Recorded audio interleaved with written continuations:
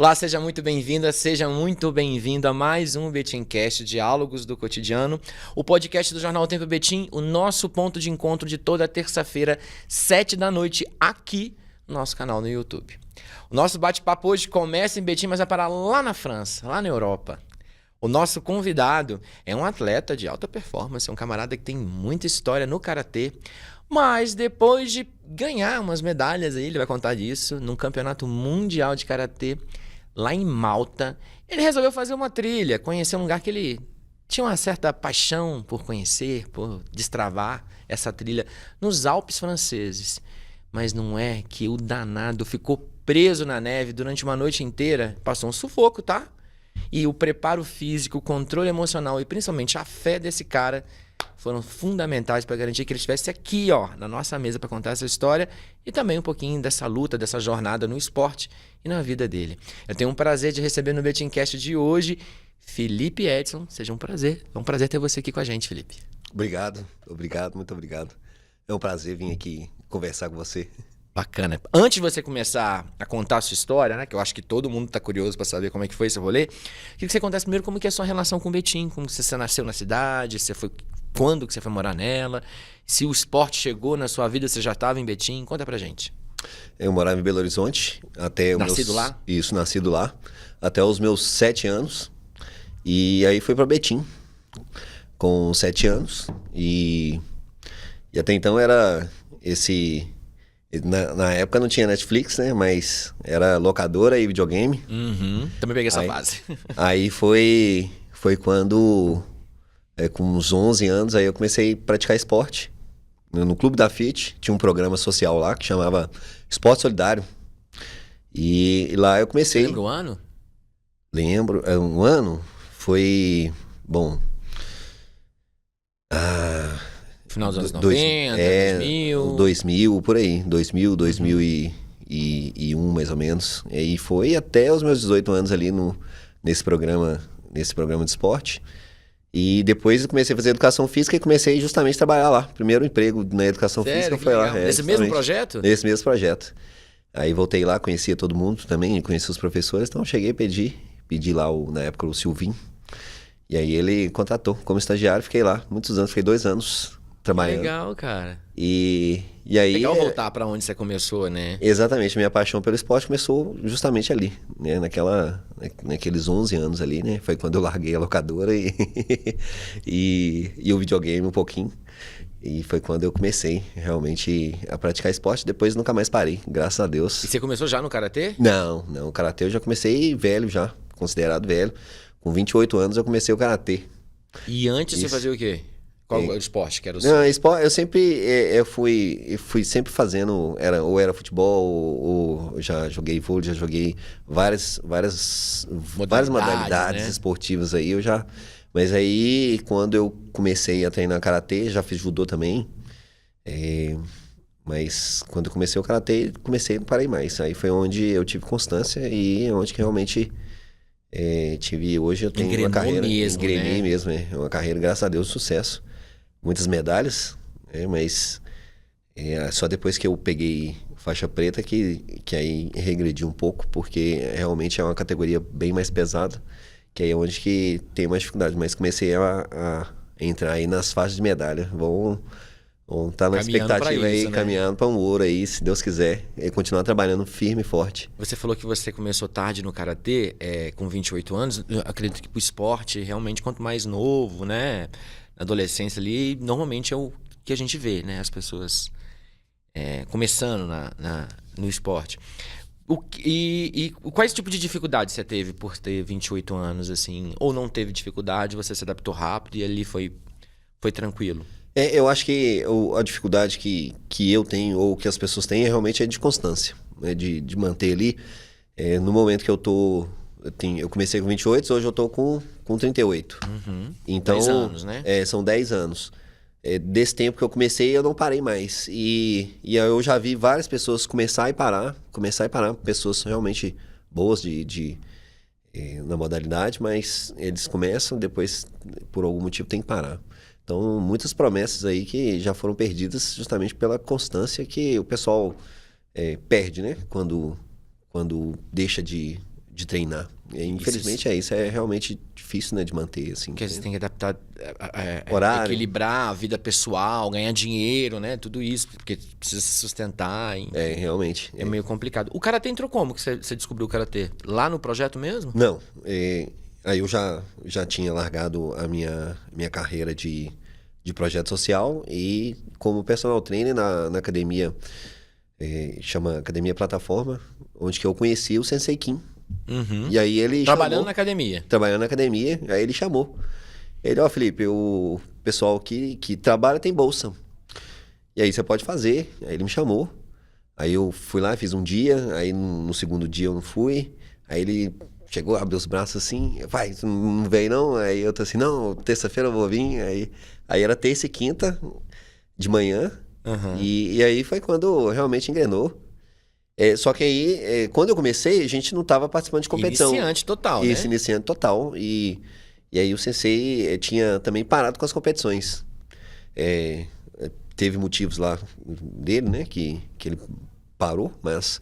E aí, em 2022, a gente voltou para CNKB, que é a federação que a gente é credenciado, e começou a voltar mineiro e brasileiro.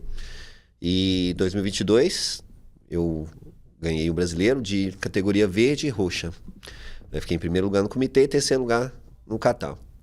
E aí, 2022, depois eu peguei preta, marrom primeiro. Uhum. E aí é onde que o nível sobe. Você foi avançando de faixa, obviamente, Isso. Né? Aí o nível realmente, na hora que chega na marrom, o nível sobe absurdamente. Tem pessoas que treinam karatê, tem 30 anos que você vai competir. Então, realmente tem que estar bem treinado, mas sem medo, você vai e só vai.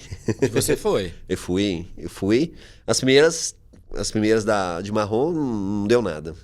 Mas aí depois de um tempo, acho que a primeira medalha veio em 2023, terceiro lugar no Campeonato Brasileiro lá em Natal. E o ano passado, segundo lugar. E hoje, segundo lugar no Mundial e terceiro também. São 2 medalhas. A medalha de terceiro lugar eu doei. Mostra pra gente essa moça bonita aí, ó. Essa aqui é a medalha de segundo lugar. E aí, comitê equipe. E... O comitê é a modalidade... De luta, que a gente chama de comitê. E tem kata também, que é como se fosse uma apresentação, uma luta. Uma luta mais performática. Isso, mais performática. Aí é nota, né? Então você vai lá, vai fazer sua apresentação e aí o árbitro vai avaliar sua postura, sua base, transição de base, respiração. E aí ele dá nota. Na verdade é mais difícil que luta, porque... Mas mostra pra gente ver aqui a bonita. Então essa aqui, segundo lugar, equipe. E teve um terceiro lugar, que aí eu doei a medalha. Eu não tá doei, não tá comigo, eu doei a medalha, mas tá registrado lá, terceiro lugar. Esse você tirou em Malta agora no mês passado, né? Em Malta. E como é que foi? Você foi quem de Betim? Foi mais gente? Você fez parte da comissão brasileira, né? Isso. De Betim foram 5 pessoas. Então foram 5 atletas. Você lembra o nome deles? Pra gente não deixar de citar os nossos amigos. Então o Chiquinho, né? Que é o filho do Sensei. Aí ele ganhou 2 medalhas de ouro. Uma de kata e outra de comitê equipe. Inclusive, foi na final comigo, né? E segunda vez que a gente participa de uma final junto. Que bacana. Os 2 de Betim? Isso, os 2 de Betim, da mesma escola, que treinam juntos no mesmo lugar. E aí a gente... Ele formou uma equipe com outras pessoas e eu formei com... Na verdade, eles fizeram uma panela lá, né? Mas... Ah, é? Juntou ele, o Anísio e o Kanashiro, e aí realmente era difícil de ganhar esse ouro aqui. O Luciano também ganhou kata no Mundial, aí também teve um monte de medalha, voltou com bastante medalha, participou de bastante categoria. A Duda e o Pedrinho são 2 irmãos, então já contei os 5, né? O Chico, eu... a Duda, o Pedrinho e o Luciano. Todo mundo voltou com medalha? Todo mundo voltou com medalha. E, graças a Deus, a equipe é forte, é respeitada. Realmente, o Sensei Kim, ele ama o karatê. Acho que ele vive o karatê a vida inteira. Acho sua grande influência, sua grande referência? São muitos anos de karatê, que ele fez 50 anos aí. Esse ano a gente fez uma festa antes do Mundial. Os 50 anos de karatê são grande referência no karatê. Não só em Betim, mas no Brasil e agora no mundo também, né? E para você, ele é uma grande referência? Com certeza. Com certeza. E foi aquele que me chamou, né? Porque se ele não tivesse me chamado, eu estaria fazendo outra coisa hoje, não sei. Eu amo esporte, mas a vida inteira foi meio que aleatório. Aí eu começo alguma coisa e paro. E no karatê eu realmente tive essa constância, onde a gente tem resultado em qualquer lugar que a gente... Muito mais do que um técnico, que é um paizão, né? Exatamente. Um incentivador, né? Desse projeto todo. Imagina, foi com 5 e 5, voltaram com medalha. Isso é um feito realmente para se aplaudir mesmo. A galera merece. E como que tá a sua vida no karatê hoje? Você treina onde? Como que é a sua rotina? Você agora vive pro karatê, né? Para treinar, não. Você ainda trabalha como personal? Eu trabalho como personal trainer. Realmente a vida de atleta no Brasil é difícil, então a gente... Financeiramente falando. Realmente, acho que é pouco a mídia, né? Pouco... então a gente precisa melhorar, né? Isso sobre os atletas, de conseguir patrocínio, de conseguir realmente apoio. Teve visibilidade, né? Visibilidade, e pra gente realmente conseguir apoio, porque é o que vai fazer alguém que... alguma empresa ou alguma coisa que faz sentido, né? Bancar o nosso... né? Porque realmente sai caro. Então, para participar de um brasileiro, participar de um mundial, então sai... Então, eu sou personal trainer e nutricionista, né?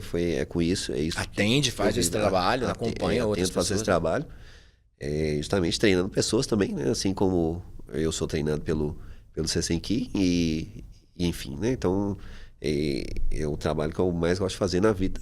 É treinar e treinar as pessoas. E é o que eu gosto. E enfim, né? Então, e a sua rotina é como? A minha rotina, a terça e quinta no karatê, de manhã e de noite. Uhum. Então, quando eu tô mais no off, igual eu tô agora, então eu treino só terça e quinta de manhã. Mas aí, quando tá chegando perto do campeonato, então a gente faz um intensivo. Então, terça e quinta de manhã, terça e quinta à noite. E, infelizmente, é só esse tempo que eu tenho para poder treinar, porque... O ideal seria qual, por exemplo? O ideal pelo menos umas 5 vezes na semana. Mais uma segunda, mais uma sexta.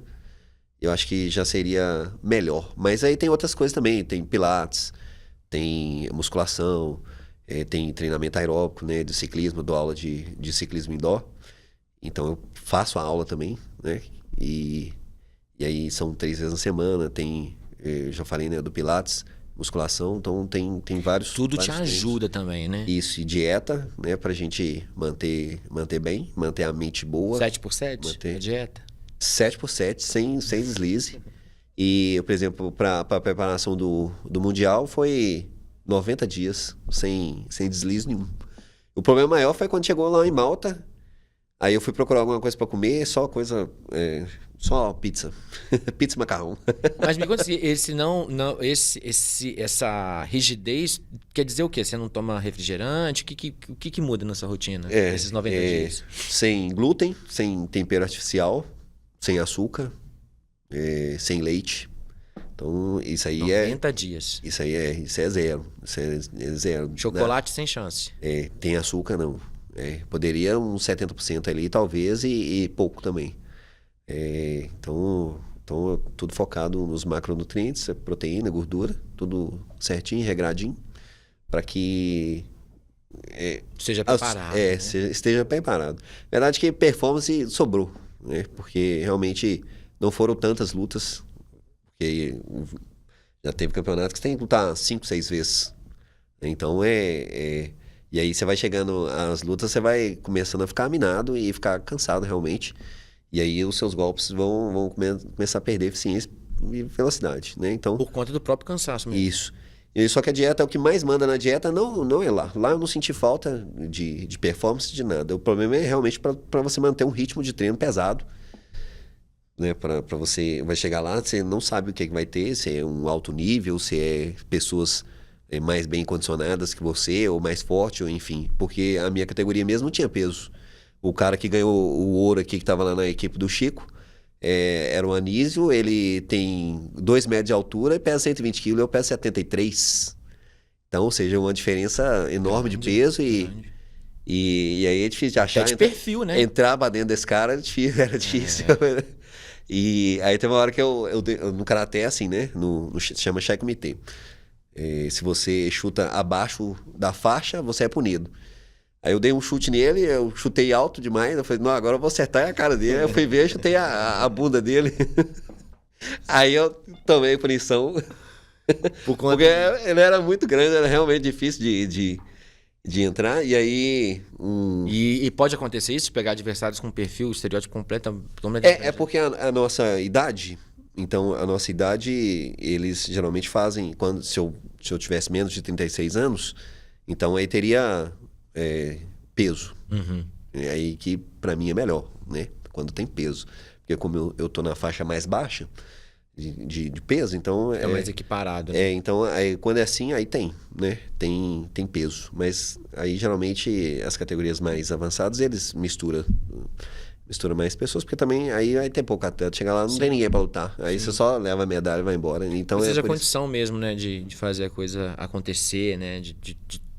De alguma forma, a luta acontecer e, enfim, incluir todo mundo. E também a gente não pensa isso, não. Tem que chegar e vai embora. E fazer, né? Quem tiver lá é isso mesmo. E me conta do campeonato. Aí vocês já tem um tempinho que vocês estão se preparando para esse campeonato. Vocês foram agora em março, né? Foram em março. Foi massa, assim. A estrutura é bem legal, bem bonito o lugar. Malta é uma ilha. Até achei que Malta era como se fosse uma cidade da Itália, mas não é não. Malta realmente é um país. Uhum. Aí fui descobrir isso lá. E aí é um país da Itália. E é uma ilha muito bonito. Tem um monte de... Inclusive, acho que tem um lugar lá que chama Medina. Foi gravado aquele filme O Gladiador. Uhum. Então é assim, muito... Lugar lindo, né? Muito bonito, muita coisa assim... histórica, realmente histórico, muito preservado. E para todo lugar que você vai, tem andaime lá, reparando esses prédios históricos, as igrejas. Lá tem 365 igrejas. E bem engraçado que lá a mão é toda ao contrário, e o carro também é ao contrário. É mão inglesa, né? É mão inglesa, eles chamam de mão inglesa. Nossa. Mas é horrível de dirigir, Deus livre. Terrível. Mas me conta aqui uma coisa. Aí você foi lá, aí teve o campeonato, você ganhou 2 medalhas, não é isso? Isso. Terminou o campeonato, você virou para os seus colegas e falou, vamos fazer uma trilha? Me conta essa história. Como que você decidiu? Você já estava saindo daqui pensando em fazer a trilha? Ou você lá decidiu? Chegou lá, eu decidi, e eu queria ter experiência com a neve. Só que era começo de primavera e final do inverno. Você já tinha ido para o exterior outras vezes? Não, o único lugar do exterior que eu fui é o Paraguai. Então, segundo lugar que você tinha viajado, né? Segundo lugar, exatamente. Aí então eu fui fazer um tour na Europa. Aí eu passei na Sicília. Sozinho? Sozinho. Porque o pessoal, as pessoas que eu chamei realmente não deu para ir, então eu aproveito a oportunidade, já paguei a passagem cara. Ou eu aproveito ali agora, ou espera. Seu bolso, tudo? O custo para ir? Tudo no meu bolso. Tive um apoio, que é o Sapão. Ele deu um apoio pra gente. E para mim, pro Luciano e pro Chico. Uhum. Para nós 3. Então, a gente teve um pouco... ajudou bastante, graças a Deus. Uhum. Mas nada longe de cobertura. Mesmo, 100% não tive. Eu vi o pessoal fazendo campanha... fazendo rifa, essas coisas, eu optei por não fazer, eu vou por minha conta mesmo. Arcou os custos e foi. Isso. E aí eu passei na Sicília, em Roma, depois em Paris, e aí eu queria ter experiência com neve, que aí eu tinha a opção de Isola 2000 ou o Chamonix. Então eu preferi pro Chamonix, que a passagem para lá tava mais tranquila. Mais em conta. E lá é um point maior, né? Então eu optei por lá. E E aí foi... Depois de quantos dias que tinha terminado o campeonato? Ah, já tinha uns 10 dias que acabou o campeonato. E você lá na Europa, pimpão, né? Curtindo. Curtindo, graças a Deus, conheci bastante lugar. Foi vários lugares que eu conheci que realmente são sonhos, né? Que eu tinha. Realizando um sonho mesmo. Realizei realmente e queria ter essa experiência com neve. Que eu ainda não tinha tido, né, experiência com neve. E aí, quando eu cheguei lá no hotel, aí é um hotel mais em conta. Então, e aí aquele monte de gente para fazer check-in, aquele negócio, o check-in deles ele falou assim, até 16 horas já acabou. Tanto que eles deixam até um galpão lá um galpão não, uma sala para botar mala. Pertences, aí eu falei assim, vou deixar a mala aqui, vou comer alguma coisa. E aí vou ver o que eu vou fazer. Aí o eu hotel já posso tava passear. cheio? Por isso que tava demorando? Tava cheio. Ele é grande. Ele é mais simplesinho, né? Quarto e uma kitnetzinha, assim, muito simples, mas enfim, né? Deu pra... Que atenderia, né? Você precisava. Na verdade, ele foi falta, né? Eu não sabia daqui já. E aí... eu falei assim, vou comer. Fui lá, comi E é difícil a alimentação lá na Europa. É difícil achar um restaurante que vende arroz. Eu fiquei 20 dias sem comer arroz. E aí eu achei um supermercado. Eu fiz um sanduíche de pão francês. Isso próximo do hotel ali, né? Isso, próximo do hotel. Um pão francês com sardinha. E aí comi bem. Aí eu falei assim, o meu roteiro tinha 3 passeios, né? Que é subir o teleférico, o outro é esquiar e o outro é fazer uma trilha. E eu falei, então, como esse check-in tá demorando, eu vou lá fazer essa trilha. E aí eu não vou esperar o check-in, não. Vou fazer o check-in quando eu voltar. Aí, beleza. Aí vou deixar minha mala lá, tá tudo tranquilo, então vou... Tá seguro, né? Tá seguro. Eu peguei só os pertences que eu ia precisar ali, uma bolsa. E coloquei umas blusas de frio, eu não sei como é que vai estar lá. Que blusa de frio? Descreve pra gente.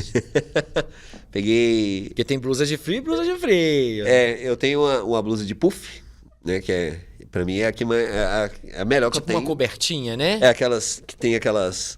chama de puff. É como se fosse um corta-vento. Uma desse jeito aqui.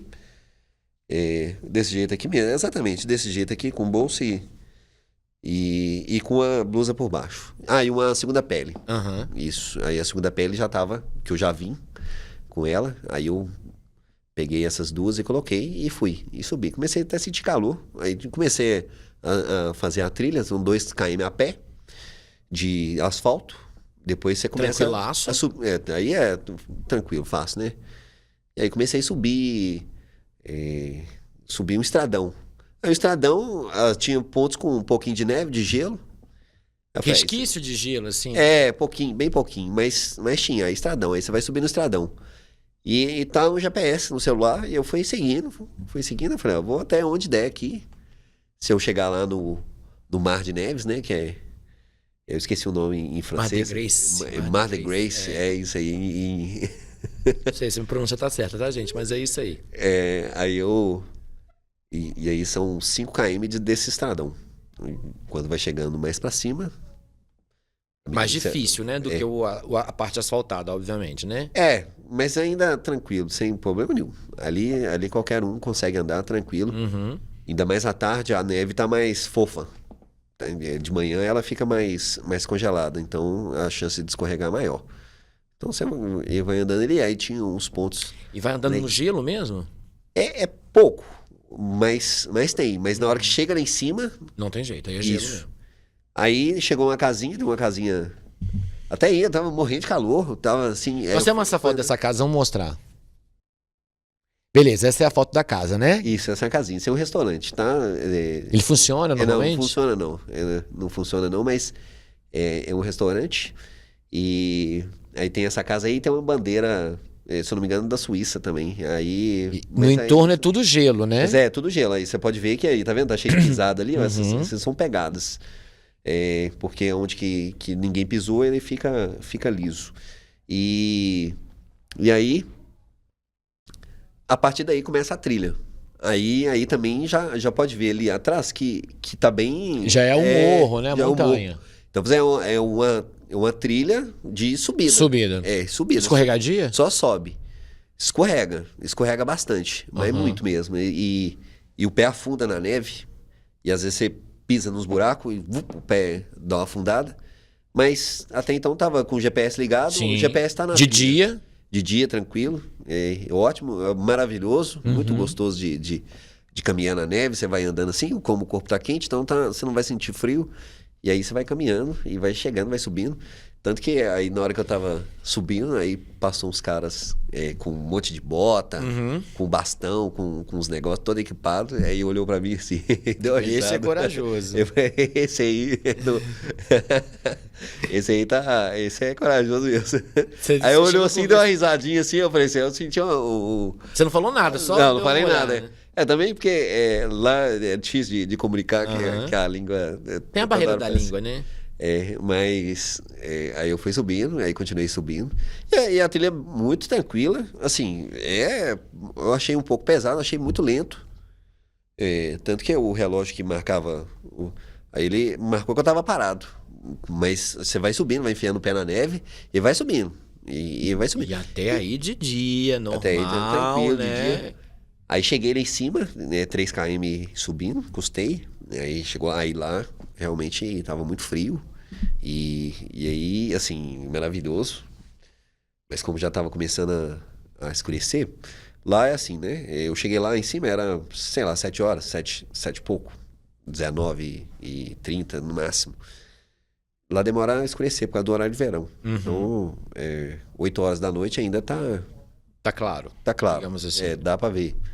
E aí eu falei assim, eu vou tirar umas fotos aqui. Tirei poucas. Tanto que meio que na pressa. Aí foi como no outro dia eu ia subir o teleférico, eu também ia olhar, né? Pra ver se eu poderia descer o teleférico lá de cima. Mas já tava tarde, já tava fechado. E aí... Você ficou lá mais ou menos quanto tempo? Quando você demorou pra subir, né? Esses 3 quilômetros, chegou lá... Aí fez algumas imagens e tal, mas ficou quanto tempo lá? Fiquei uns... Deu nem pra apreciar, porque justamente eu tava preocupado com o tempo, né? Porque poderia escurecer e... Enfim, mas eu fiquei uns 15 minutos ali, admirando, e realmente foi muito bom, uma experiência fantástica. É bonito mesmo, né? Muito bonito, e realmente um mar de neve, que é como se fosse um buraco, né? E aí tem as montanhas, aí tem muita neve, assim, as imagens realmente bem legais. Foi difícil também de tirar a foto sozinho, até levei um tripé, mas aí eu consegui tirar algumas fotos e tive que acelerar para voltar. Aí você percebeu, tá na hora de descer. Vou descer porque senão pode dar ruim. Pode dar ruim. E aí você já tinha se informado que tinha um teleférico que fazia descida, subida e descida e tal? Sim, até pensei que eu poderia voltar. Mas... Você tava até contando, talvez, com essa possibilidade, né? Aí quando que você chegou lá que viu que tava fechado, o que você pensou? Eu falei, vou ter que voltar a pé, de novo. Pra mim é tranquilo, porque tô acostumado com trilha, eu faço trilha de moto, trilha a pé, tinha um grupo de trilha. Eu vou ter que andar um pouquinho mais, vou ficar um pouco mais cansado. Não era o meu desejo, mas eu vou descer e pra mim tá tranquilo. Já pegou fazer trilhas extremas assim, você já fez? Já fiz trilhas extremas, já de moto principalmente, já fiquei perdido de moto várias vezes. De sair 8 horas da manhã pra fazer trilha de moto e chegar 8 horas da noite, né? Porque a gente tava perdido. Mas é um grupo de mais pessoas, então eu não... No seu país, né? No meu país. Temperaturas mais amenas. E não tava sozinho, né? E tinha pessoas comigo, e enfim, né? Então fica mais fácil. E aí comecei a descer. E até então eu tava feliz na vida, né? Tranquilo, sem enxergar perigo nenhum. E porque também eu estava ainda, né? Realmente reconhecendo a trilha. E aí começou realmente a escurecer. Escureceu muito rápido? Cara, até que não. Não que seja rápido, mas é que escureceu no momento errado. Essa que foi a realidade. E aí, ou seja, se eu tivesse, sei lá, 15 minutos, mesmo que tava escurinho assim, você conseguia ver o caminho, reconhecer o caminho. E na hora que foi chegando a noite de verdade, então eu não enxergava realmente nada. E aí foi onde que eu falei assim, nossa senhora, tem que achar essa saída. E aí realmente fiquei perdido. Foi nesse momento que você percebeu que você estava perdido. Aí eu falei, realmente estou perdido, não estou conseguindo achar a saída. E meu celular, por eu ter feito vários vídeos... Bateria. E lá é dados Roamig e não é dados que a gente recebe de antena aqui. Dados Roamig come a bateria, assim, absurdamente. Até achei que meu celular tava com problema. E aí... Antes assim, do celular acabar a bateria... Antes do celular acabar a bateria, ainda fiz um último vídeo. Vamos ver esse vídeo? Um vídeo que ele fez minutos antes da bateria dele acabar. Gente, liguei até o negócio do celular, do relógio, aliás. Olha só, que loucura. Dá pra ver alguma coisa aí? Olha, deixa eu tirar. O caminho tá difícil de ver. Eu desliguei o celular porque se eu precisar de ajuda ele tá 10% só. Esse silêncio é porque acabou a bateria mesmo. Ali acabou a bateria pouco depois. Ali foi a memória do celular. Aí... mas ali ainda... Você viu que eu tava rindo. Eu tava rindo porque ali ainda não tinha escurecido totalmente. E você não tava totalmente no gelo, né? Não, ali tava. Ali já era gelo. Ali era gelo. Ali era gelo puro, né? Ali era gelo puro, mas era descendo. E aí, eu acho que subir é mais fácil do que descer. E eu também aí eu não tive essa consciência. Porque realmente, descer, às vezes você erra o furo do pé na neve e a chance de escorregar é maior. E escorrega. E várias vezes eu escorreguei. Arrumei um cajadinho lá e fui andando. E aí, cara, chegou um momento que escureceu tanto que eu não conseguia enxergar a minha distância em você. Eu não enxergava nada. Eu enxergava quando é branco de neve. Mas aí, por exemplo, aqui eu sei que ali na frente é neve, mas depois dali eu não sei o que era. Se era uma descida, se era outra uma subida, se tem árvore, se não tem. Não dava pra ver nada. Realmente não dava pra ver nada. E foi onde que eu percebi que eu falei assim, eu tô enrascado. Se eu não achar essa saída, eu vou morrer de frio. E aí comecei a procurar. Lembrando que você tava com quantas luzes? Com 4. 4 com corta-vento, segunda pele, nada ali que suportasse temperaturas muito baixas, né? E aí eu até achei que a roupa que eu tava... Porque como o meu corpo tava quente, então eu achei que eu tava tranquilo. Falei, não tô sentindo frio. Então vai ser tranquilo. Aí quando eu tive que tomar a decisão de passar a noite lá na neve, naquela montanha ali, que era uma ladeira. Porque quanto mais eu achava a saída, mais eu tava me enrolando, parece. E aí foi onde eu comecei a perceber que eu não reconhecia esse caminho. Eu falei, não tinha esse tipo de árvore aqui, não tinha esse tipo de lugar perigoso. E também não tinha pegada nenhuma, porque a trilha tem pegada. Então você vê as pegadas, assim, né, do pessoal que passou. Então ela fica a marca. Se você pisou agora, depois de horas, ainda continua lá. E eu falei assim, aqui realmente não tem pegada nenhuma de ninguém. Aí eu ficava olhando pro chão, procurando pegada, procurando alguma solução, né, que me tirasse dali. E foi quando agora vai ter que dar um jeito de dormir aqui. Quando você já tinha caído, porque você chegou a cair num buraco, não foi? Foi. Aí foi quando eu abriguei e aí eu pensei, não, se eu... Você já tinha escorregado outras antes de até aí foi tranquilo. Né? Até aí foi tranquilo, os escorregões. Mas aí eu procurei um abrigo e aí vi que o frio não ia aguentar. O que é um abrigo pra quem tá perdido na montanha? Explica pra gente. Um lugar pelo menos sem neve. E aí tinha uma árvore, um lugar que dava pra sentar se eu quisesse. E aí dava pra sentar no chão. Toda coberta de neve, né? Aí... As folhas cobertas. Isso, as folhas... Aí só não tinha neve porque ao redor, assim, não tinha caído neve. Então, tinha neve, sei lá, 3 metros pra lá, uns 4 metros pra lá, mas ao redor, assim, onde eu estava mesmo... As próprias folhas da árvore tampavam, né? Eu acho que foi por isso que não tem neve ali, justamente. Eu acho que tampou e aí não tinha. Então eu falei assim, eu vou ficar aqui. Só que eu comecei a sentir frio demais. Com 4 blusas, eu falei assim, nossa senhora, não tava de bermuda? Não, tava com a calça e a segunda pele.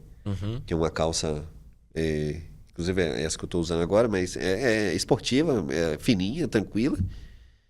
E uma segunda pele embaixo. Eu andei com segunda pele lá pra todo lado, porque pra proteger do frio. Realmente segura bastante o frio, então... E aí eu comecei a tremer de frio. Eu falei, não vai dar não, tem que achar essa saída, porque senão eu vou morrer de frio, que vai começando a hipotermia, eu vou começar a ficar maluco e vai dar ruim. Aí comecei a procurar a saída de novo. Aí procurando a saída... Isso tudo de madrugada? Não, madrugada assim, sei lá, 10 horas. Mas era um silêncio infinito, você não escuta um cachorro latindo, não escuta nada. Né? Nada, nem acho que nem inseto tem, nem grilo tem, porque a neve acho que mata tudo. E aí, sei lá, quando que... Lembrando que a trilha era de 10 quilômetros, somando tudo, né? Isso, aí já tinha dado 13 até aí, né? Porque eu já tinha voltado. E eu antes do celular descarregar, o GPS estava mostrando assim, que eu ia pegar o estradão em sei lá, 300 metros, 200 metros. Aí eu falei assim, não, essa saída tá... Eu falei assim, essa saída tá próxima, então eu vou achar. Saí para procurar a saída de novo. Aí foi quando realmente ficou muito mais perigoso ainda. Porque você vai pisando na neve, então ela afunda. Então ela afunda até um certo ponto, até você achar o chão. Ou ela fica compacta e aí você vai tendo o pé. Uma firmeza, né? Eu teve um momento que eu pisei num buraco falso. E foi embora. E afundei assim, uau! Até aqui, ó. Aí fiquei até aqui de neve, aí desceu um monte de neve assim ainda. Quase foi... Aí eu fiquei... soterrado. De neve. E chegou aqui de buraco, aí eu achei o chão, né? E parei. E graças a Deus o meu pé esquerdo, porque eu piso com o direito primeiro, meu pé esquerdo não agarrou. Porque ele escorregou junto porque a tendência é que o seu pé direito agarra e você vira. E a tendência de bater a cabeça e cair dentro do buraco era grande, realmente perigoso. E aí eu falei assim, Nossa Senhora, Jesus Cristo. Como que você saiu do buraco?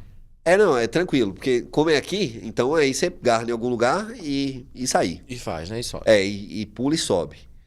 O difícil seria se o buraco fosse muito, muito mais alto do que eu. E aí realmente eu ia ter que pegar, eu tenho a bolsa tem uma tira e ia ter que dar um jeito lá de sair. Se virar mesmo, né? Ia ter que me virar. Mas ali foi tranquilo de sair. O problema, assim, maior que do buraco, eu pensei que poderia ter mais. Então, procurar a saída não foi uma atitude... Você ficou com medo de terem mais buracos como aquele ali, né? Que pudessem, de alguma forma, oferecer um perigo mesmo, né? Realmente, um perigo e cair e machucar. E se eu machucar na neve, num lugar que realmente vai ficar... Longe, né? De onde estavam essas coisas, inclusive. Longe. Você estava sozinho. Difícil. Ali, eu acredito que até machucado ia ser difícil. Se tivesse mesmo, claro, né? Então, se eu machucasse ali, ia dar ruim. E aí, ainda dei uma insistida. Falei, não vou insistir, só vou tomar mais cuidado. Aí arrumei 2 cajados, um pedaço de pau. E aí fui enfiando ele no chão, assim, antes, pra conferir. Né? Aí fui andando. Aí teve um momento que... Porque lá era assim, onde eu entrei, que quanto mais eu procurava a saída, era bem inclinado, bem inclinado. E teve uma hora que eu pisei no negócio falso e saí escorregando, fui descendo. E aí desci uns 3, 4 metros e tinha uma árvore. Eu até bati no ombro em uma árvore e aí consegui segurar na outra. Eu só ia parar lá embaixo. E até onde eu podia ver tinha neve, mas depois eu não sei o que tinha. Se era mais barranco, se era árvore, se era mato. E aí se era muito... Qual que seria o destino, né? Onde você ia parar? Não sabia onde eu ia parar. Realmente, aí você vai... Eu falei, então o jeito vai ser ficar aqui. Nem que eu fique fazendo agachamento e exercício até amanhã de manhã, até clarear. Porque vai ter que ser assim. Então, depois que eu desci escorregando, e aí quase machuquei, ou seja, poderia descer uma ladeira, eu não sei realmente o que tinha ali, se era mato, se era uma ladeira... Lembrando que não tinha visão de nada, né? Não tinha visão de nada, não enxergava nada, não escutava nada. Você conseguia ver algumas luzes da cidade, assim, bem longe, assim, Muito pouco. Mas não poderia servir, por exemplo, de referência para você seguir adiante, porque estava muito longe, né? Estava muito longe da cidade. Ali ainda estava 5 km da cidade. Entendi. E aí... Quando você percebeu que não ia dar para continuar procurando, você resolveu parar em algum lugar. Isso. E aí você achou um segundo abrigo? Aí eu cheguei a um segundo abrigo, semelhante ao outro, sem neve. Aí eu tinha um barranco e uma superfície plana, porque realmente onde eu tava era só ladeira. E aí parece que tinha uma árvore que caiu, aí ela segurou a neve que cai. Então aí ele fez como se fosse um lugarzinho ali bem tranquilo. Uma coberturazinha, né? Não, cobertura não, mas ele evitou que a neve tomasse conta da árvore, entendeu? Chegasse próximo da árvore. Isso, chegasse próximo da árvore. Então ele conteve a árvore que caiu, ela conteve, então ela virou ali um lugarzinho ótimo. Se fosse época de verão, dava pra dormir ali tranquilo. Sem problema nenhum, né? Sem problema nenhum. Se fosse os 0 graus que estavam fazendo. E ali você ficou. Aí eu tive que ficar. E aí meu corpo esquentou de novo, então daqui a pouco o frio vai voltar de novo, porque meu corpo estava quente. E aí eu fazia uns agachamentos, dava uns pulos, mas nada que eu fazia adiantava. E aí eu realmente, ali eu cheguei um momento que eu falei assim, não sei se você vai aguentar não, você vai ter que estar preparado para o que vier aí de frio, se ficar fazendo exercício ou o que é. E ali realmente eu cheguei um momento ali que eu poderia não aguentar e que poderia ser meu último dia, e logo aqui na França, longe de casa, e poucas pessoas realmente sabiam onde eu estava. E ali chegou um momento crítico mesmo da trilha. Você teve medo de morrer? Cara, medo não, graças a Deus, em momento nenhum eu tive medo. Eu cheguei a pensar que eu poderia não morrer, e aí eu rezei, rezei bastante. E se for o meu momento, eu estava pronto, e é isso. E medo de morrer eu não tinha. E foi quando eu pensei que se for hoje que eu vou ver o seu rosto, vai ser, entendeu? Então, tipo assim, foi isso que eu pensei na hora, porque só que medo não tive, graças a Deus. Eu trabalho muito essa parte mental, né? Lógico que eu emocionei, e igual estou emocionando agora, mas foi realmente algo... É realmente uma experiência ali, que parece que é o momento que você está só você e Deus. Mais ninguém. O silêncio da noite, o máximo que você escutava ali era vento batendo nas árvores. E aí eu acho que foi uma experiência com ele mesmo, com Deus mesmo. De presença dele. De presença dele. Que foi o que me deu, quando eu estava rezando, foi o que me deu a solução para que eu me esquentasse. As 4 blusas, mesmo a segunda pele, com a jaqueta esportiva e com a jaqueta de puff, não esquentava. E aí eu tentando esquentar o meu rosto, eu levantei, eu fechei ela assim, ó. Ela fechava igual essa aqui, até aqui em cima. Só que eu fechei ela em cima da minha cabeça. Abri ela, fechei. Aí foi quando eu percebi que o ar quente que sai do meu nariz esquentava por dentro. Tudo por dentro. Então aí eu falei assim, aqui ficou bom pra mim, aqui pelo menos segura. E aí eu fiquei lá assim, né, parecendo um homem sem cabeça, imagina, né? Se alguém visse, se alguém passasse ali à noite, ia ver o cara com o homem sem cabeça. E ali congelado. E ali você ficou por quanto tempo? Aí fiquei até amanhecer. Umas 6 horas, mais ou menos? Até amanhecer. Eu acho que lá amanhece, tipo... Porque com a do horário de verão, então... acho que 7 horas que começou a dar a primeira clareada. 6h30, 7 horas. Você pensou na sua família? Pensei na minha mãe, pensei em tudo que... E aí que... Às vezes a gente fica preocupado demais, né? E num estralar de dedo, num dia feliz, que era para ter sido totalmente feliz para mim. E poderia ter sido o meu último dia. E, enfim, então a gente fica preocupado com um monte de coisa. E e com família, com trabalho, com dinheiro, enfim. Então, ali acho que realmente tudo poderia ser me tirado dali naquele momento.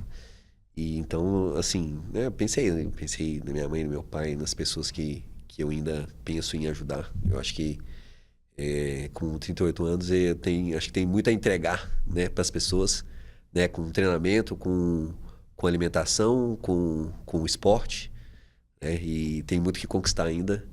E talvez tudo acabaria ali naquele momento, que é realmente assim, né, para mim como ser humano, acho que é triste, né, porque novo, 38 anos, né, mas enfim, graças a Deus. É desesperador, né?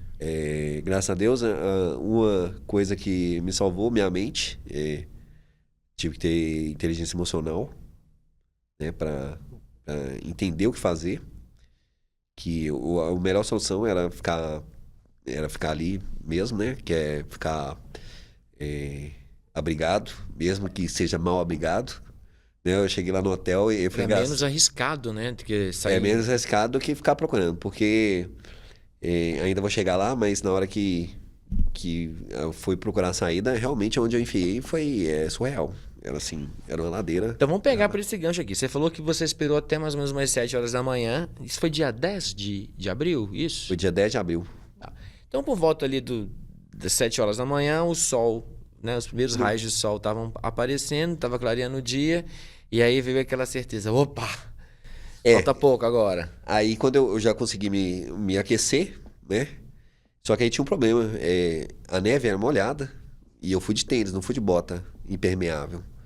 E o meu pé tava um picolé, se eu encostasse um picolé no meu pé, eu ia sentir um picolé quente. Tava gelado. Porque ele tava congeladaço, E aí eu não queria tirar o tênis, porque se aparecesse algum bicho ali, eu ia ter que dar um jeito e sair andando descalço, não dá, né? Apesar que também não tinha nem pra onde eu correr, eu ia correr pra onde? Ia fazer o quê, né? Deus me livre. Tava bom, né? Só ficar perdido já tá bom, já tá ótimo. Dos males o menor. E aí, meu pé molhadaço. E a blusa, eu não consegui cobrir minha perna. Eu uso sempre roupa muito justa. Então, talvez eu conseguiria, né? Se eu conseguisse cobrir minha perna, o ar quente que saía do nariz esquentava meu corpo inteiro. Só o pé que não. Mas, infelizmente, eu uso roupa mais justa, então a blusa de puff também e aí eu não consegui enfiar minha perna lá. Eu tentei enfiar uma só, para deixar uma um pouquinho, mas nem isso eu consegui. E aí, eu tive que tirar o sapato. Aí na hora que eu tirei o sapato, meu pé tava desse tamanho, inchado já. O sangue já tava começando a acumular lá. Ou seja, então o coração já não tava conseguindo puxar mais o sangue que acumulava na perna. E aí foi quando eu comecei a fazer massagem no pé. Você pega nos dedos assim, vai pressionando e vai jogando sangue para cima. E o meu Você lembrou de como fazer massagem? Isso eu faço também, por exemplo, quando eu tô muito cansado, por exemplo, depois de uma luta pesada, que o sangue acumula muito na perna, então você puxa o sangue da perna e ele joga, cima, então né? isso ajuda a circular mais nos órgãos, que aí te dá uma clareza melhor e tira até um pouco do cansaço às vezes. Mas aí, na hora que eu fazia assim, eu senti o sangue gelado subindo assim na perna, assim, ó. Sangue gelado mesmo, mas gelado, você sente subindo na veia. É realmente surreal isso aí. E aí eu tive que... Eu falei, não, eu vou perder meu pé, né? Se eu não dar um jeito de esquentar ele. Então eu esquentava a mão lá, ia fazendo essa massagem aí e tentando esquentar o pé. Eu tava com uma bolsa fio o pé lá dentro, a meia molhada, o pé molhado, uma garrafa PET. Apertei a garrafa PET e coloquei ela em cima do tênis, sentei em cima do tênis e fui fazendo a massagem com o pé lá dentro da bolsa. Assim, era um pouquinho que dava pra ajudar, mas que era, pelo menos ele não ficava no chão direto. Sim. E aí eu... O famoso foi se virando, né? Fui me virando ali até dar de manhã. E E aí esquentava um pouco e aí às vezes eu levantava e com a cabeça ainda coberta e fazia os agachamentos e fazia uns agachamentos, fazia uns exercícios, dava uns pulos para ver se eu conseguiria me aquecer até chegar de manhã. Aí, enfim, graças a Deus, aí começou a clarear. O sol mesmo você custa ver, porque como é região montanhosa, então... Mas começou a clarear. Aí eu tô assim... Aí começou a dar uma clareada. Eu falei assim, ou é a lua... Eu ainda pensei que eu poderia ter a ajuda da lua, mas era lua minguante, eu acho, no dia, né? Só aparece... Na verdade, o sol chega primeiro que ela. Aí... Graças a Deus clareou. Aí eu fui e falei assim, agora eu vou ver onde eu tô. Aí fui pro lado, aí vi que também não... E até achei o teleférico, dava pra ver o teleférico, tava desligado. Dava pra ver o teleférico. E os postes do teleférico, e ele é realmente assim. Eu falei assim, bom, pelo menos totalmente perdido eu não tô, porque aqui tô pelo menos no teleférico, senão qualquer coisa eu venho até aqui. Aí desci, não era só mato, e realmente se eu tivesse escorregado e passado naquele mato ali, eu realmente ia machucar, porque era muito mato, assim, galha e alto. E aí fui procurando a saída e perigoso. Eu falei assim, você tá doido, vou sobreviver durante a noite pra morrer agora, porque realmente tava difícil. Calcei, né, o sapato, calcei tudo e continuei procurando a trilha. Gastei média de 3 horas pra achar o tal da casinha. Tava 300 metros de você, mais ou menos, né? Tava 300 metros de mim. E realmente, assim, o lugar que eu enfiei, se tivesse claro, ninguém ia lá. Eu falei assim, não, eu não vou ir, não, nunca. Se tivesse claro. Mas como eu não tava enxergando nada, então eu acabei enfiando Deve ter virado numa ladeira. Aí, na verdade, porque o erro que aconteceu é porque a trilha era reta. Depois que você pega o estradão, ela é reta, mas na hora que chega na casinha, você tem uma curva assim, só. E depois ela é reta. O estradão, se eu tivesse achado o estradão, à noite era tranquilo. Mesmo que tu pica, enfim, né, no escuro, mas dava pra ir. E aí, procurando a saída, eu tive que começar a rezar de novo, aí pedi uma direção, aí foi quando eu achei a casinha, danada da casinha, no meio da neve, assim, eu achei, falei, não, graças a Deus, achei. Só que não tá fácil de chegar. Então, eu ia enfiando um bastão lá no chão, na neve, e aí enfiava o bastão e colocava meu pé no bastão, assim, de lado. Porque a noite é tão gelada que ela congela a neve. Então, a neve, ela é fofa. Uhum. Mas se tiver muito gelado, ela endurece. Então, vira um gelo. Então, não é neve mais, aí vira gelo. Então, pela manhã, ela é desse jeito. Isso, então, eu tinha que realmente fincar bem para eu conseguir. Aí, arrumei 2 bastão e fui indo, caminhando. Até eu conseguir achar a danada da saída, que realmente... eu gastei de 2 a 3 horas. Na hora que eu peguei o estradão, aí tinha um cara subindo, eu vi que ele tava de relógio. Aí ele olhou assim, esse acordou mais cedo que eu. Pensou. Aí deu bonjour, mal né? Sabia, né? Bonjour, aí eu peguei o timezite, aí ele falou, era 9h15. 9h15 da manhã. Você chegou no hotel que horas? 9h15 da manhã. Cheguei no hotel meio-dia. Então, quer dizer, você saiu 4 horas da tarde do dia anterior. Isso, tinha comido só meio-dia. Exato. Passou a noite inteira no gelo. No gelo. Né? Praticamente.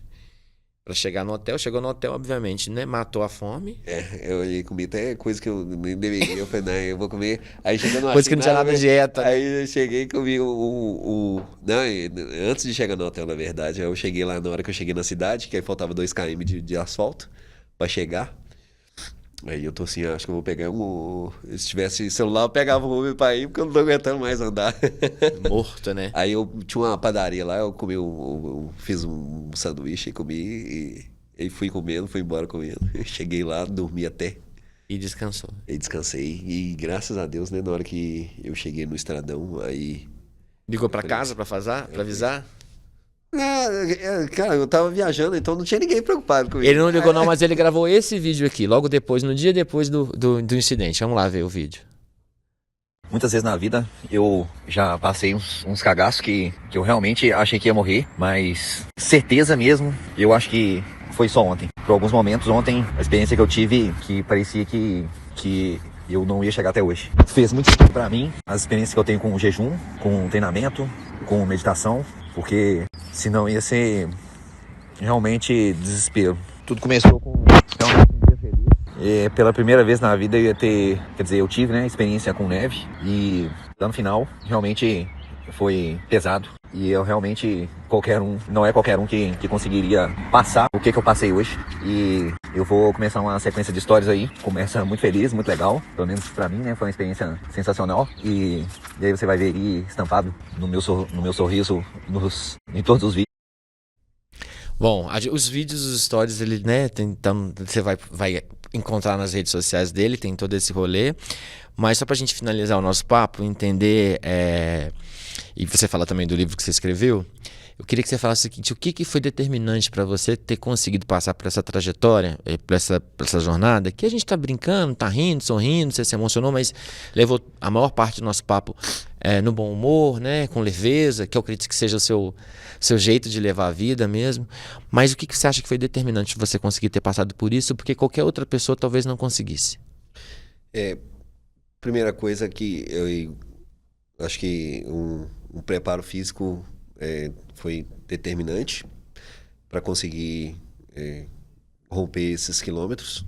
A segunda parte, que para mim é mais importante, é a minha mente. E no momento, quando a gente tem que tomar uma decisão, seja ela qual for, a gente tem que ter uma calma, porque se você toma uma decisão desesperado, quando eu saí desesperado procurando a saída,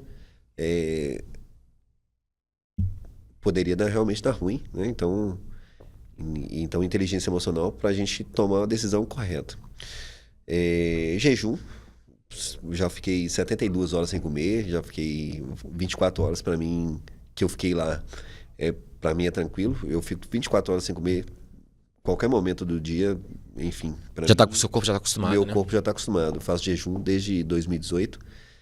E o mais importante de tudo acho que é a fé, né? Que todos os dias eu levanto e medito na palavra. Então eu tenho um momento de meditação todo dia. Eu começo a trabalhar às 6 horas, mas eu acordo 4h40 justamente para isso. Porque se eu deixar para de tarde, se eu deixar para de noite, eu não faço. E todos os dias que eu deixo para depois, eu não faço. E então, em 2018 eu comecei e não parei mais, isso é um hábito meu. Então, a primeira coisa que eu vou fazer, eu faço um café de manhã, que é um momento tranquilo, não tem ninguém vai incomodar. E aí eu tenho a minha meditação e a meditação da palavra. Tem os trechos que eu leio todos os dias e tem alguns que são aleatórios. E isso me dá clareza. E igual eu falei, não tenho medo. Eu realmente não tinha medo, não tive medo em momento algum. E eu acho que o medo, ele trava a gente muitas vezes. O medo, ele é importante porque faz você... É defesa, né? Faz você não sair andando no precipício de neve para sair escorregando lá embaixo. E aí esse medo, ele é realmente importante. Mas assim, o medo de morrer, esse medo de... Infelizmente, às vezes, eu acho que... Infelizmente não, né? Foi... felizmente, graças a Deus, realmente não tem. A gente enfrenta adversários aí de 50 quilos a mais do que eu. Então a gente vai sem medo. 2 metros de altura. E mesmo com medo a gente tem que ir. 2 metros de altura, 50 quilos a mais. Então todas essas coisas eu percebo nos meus adversários quando a gente vai competir, né? Que são meus amigos também. E você percebe. E eu realmente eu tenho essa tranquilidade. Eu acho que é tranquilo até demais. E então isso aí foi determinante também. Então, o jejum, eu também faço banheira de gelo, né? Uma vez na semana. Recovery, né? A gente coloca lá, fica 7 minutos Então, tudo isso aí, eu conseguiria ficar mais um dia, né? No final, claro que eu não vou ir lá. Não vai testar, né? Não vou lá testar de novo, mas só se for alguma coisa programada. Mas não, gente, vamos acampar lá. Mas se tiver vestido adequado, você passa 2 dias lá, não passa? Passa tranquilo. E aí, assim, a gente, né, graças a Deus, muito bem preparado e eu acho que foi, assim, um teste, né? Um teste. Jogo de cintura também, né? E né, é igual o esporte mesmo, que é físico e mental. Tudo junto, isso, né? Quando você vai competir, é físico e mental tudo junto e que faz com que você não desespere. Se você tem uma má alimentação, acho que acho que já pode ter visto pessoas que começam a ficar com fome, começam a ficar nervoso. Ou seja, a inteligência emocional dela vai começar a ser afetada ali. E a minha realmente não foi. E graças a Deus, né, deu certo. Eu tô aqui contando essa história. Nós. Agora vamos falar de coisa boa. Você tá lançando um livro? Conta pra gente aí. Estou lançando um livro. Match o Shape? Chama Match o Shape. A gente fala aqui sobre os assuntos da academia, que é... Mostra a capa pra gente, pra câmera. Match o Shape. A gente fala sobre anabolizantes, treino e alimentação. A verdade sobre dieta, treino e anabolizantes. Match o Shape. Isso. Felipe Edson. Qual que é a editora? Chama Casa. Editora Casa. Editora Casa. E se te procurar nas redes sociais, você já tem onde está vendendo, tudo certinho? Isso, a gente vai vender. Estou negociando para vender na leitura e vou vender no Amazon, né? Então, tanto o físico quanto o digital. E quem está treinando, quem quer treinar, quem quer ser atleta. Quem está pensando, exatamente, quem está pensando em usar anabolizante, aqui a gente explica tudo direitinho, como é que funciona, sobre dieta, todos os tipos de dieta, micro e macronutrientes. Eu falo sobre tudo isso e tudo sobre treino. Tudo sobre treino. Tanto que a grossura do livro, pode ver. É grandinho mesmo. Realmente tem muito conteúdo aqui. São mais de 300 títulos aqui. Ele funciona também como manual. Qualquer página que você abrir, você vai encontrar informação nova. A gente abre o assunto e fecha.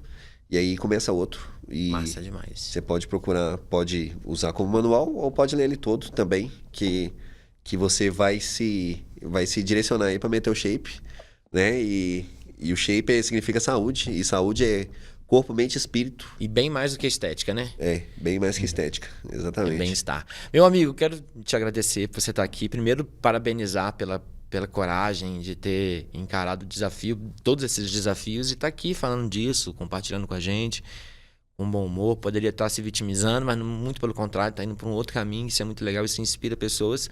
Quero te agradecer, aproveitar e pedir para você deixar suas redes sociais, seu Instagram, TikTok, enfim. Que, inclusive, quem tiver, né, interesse em ler o livro dele, já vai lá, chama ele no direct. E pra gente quiser bater um papo com você, onde que a gente encontra? Felipe Edson, underline. Felipe com I, tá? Que é igual tá aqui no livro. Felipe mesmo. Felipe. Tá aqui embaixo também. Embaixo. Isso, Edson underline. E aí é o meu Instagram. @Felipe Edson _. Personal trainer, tá? Se quiser contratar um personal bom. Meu querido, parabéns pra você mais uma vez. Deus te abençoe. Não deixe de mandar pra gente seus campeonatos, sua trajetória e tudo. E se você for, leva essa história aí pra mais gente precisa saber disso. Transforma isso numa palestra. Começa a levar isso para as outras pessoas e aproveita, fala do livro, fala da carreira também. Fica a dica aí. Isso tá aí, bom? Eu que agradeço o convite, né? E é um prazer vir aqui falar e falar sobre esse assunto que é de performance, de superação, é comigo mesmo. Aí tamo junto. Tá aí a prova viva. Bom, gente, a gente vai ficando por aqui para você, né, continuar nos acompanhando, você já sabe. O nosso portal é o tempobetim.com.br. O nosso Instagram é o @otbetim. Tem também aqui o nosso canal, né, no YouTube, que a gente está conversando aqui. E a nossa edição impressa de toda sexta-feira com resumo das principais notícias da semana, né, com que você não pode deixar de saber sobre Betim, tá bom? E para ouvir esse episódio e todos os outros, né, todas as temporadas que a gente já fez, é só ir lá ou aqui no nosso canal ou então no nosso portal, no otbetim.com.br, tem a aba Betimcast. E para ouvir, se você é daqueles que gosta de ouvir, é só ouvir no seu tocador de áudio preferido, Deezer, Spotify. Pode pesquisar que a gente está lá também. A gente volta na próxima terça-feira com mais um bate-papo super bacana e eu conto com a sua participação, tá bom? Um beijo e até terça. Tchau!